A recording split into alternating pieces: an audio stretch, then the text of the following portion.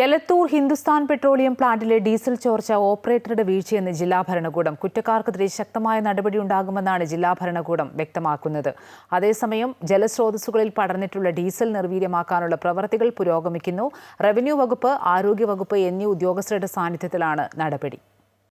പ്രദേശവാസികളുടെ ശക്തമായ പ്രതിഷേധത്തെ തുടർന്നാണ് ഹിന്ദുസ്ഥാൻ പെട്രോളിയം മാനേജ്മെന്റ് ബോംബെയിൽ നിന്നും കെമിക്കൽ എത്തിച്ച് ജലസ്രോതസ്സുകളിലെ ഡീസൽ നിർവീര്യമാക്കാനുള്ള പ്രവർത്തികൾ ആരംഭിച്ചത്.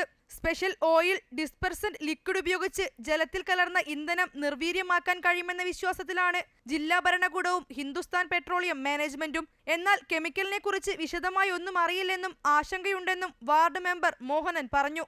ഇന്ന് മനസ്സിലാക്കാൻ പറ്റിയത് ഇവർ ഒഴുകിയിരിക്കുന്ന വാതകം ഡീആക്ടിവേറ്റ് ചെയ്യാൻ വേണ്ടിയിട്ട് നമുക്ക് പേരറിയാത്ത ഒരു സ്പ്രേ അവിടെ ചെയ്തിട്ടുണ്ട്. അത് എത്രത്തോളം വിജയമാകുമെന്ന് നമുക്ക് കാത്തിരുന്നേ കാണാൻ പറ്റുള്ളൂ.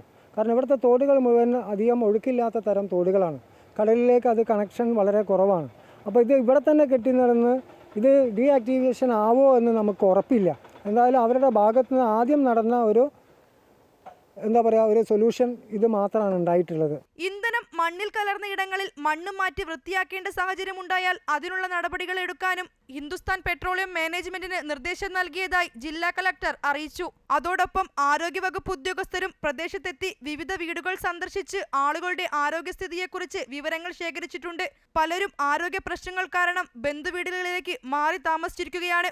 അതേസമയം ഡീസൽ ചോർച്ചയ്ക്ക് കാരണം ഓപ്പറേറ്ററുടെ വീഴ്ചയാണെന്നും കുറ്റക്കാർക്കെതിരെ ശക്തമായ നടപടി ഉണ്ടാകുമെന്നും ജില്ലാ ഭരണകൂടം വ്യക്തമാക്കി. ഫാക്ടറീസ് ആക്ടിലെ 92, 96 വകുപ്പുകൾ പ്രകാരം സ്ഥാപനത്തിനെതിരെ കേസും രജിസ്റ്റർ ചെയ്തിട്ടുണ്ട്. അമൃത ന്യൂസ്, കോഴിക്കോട്.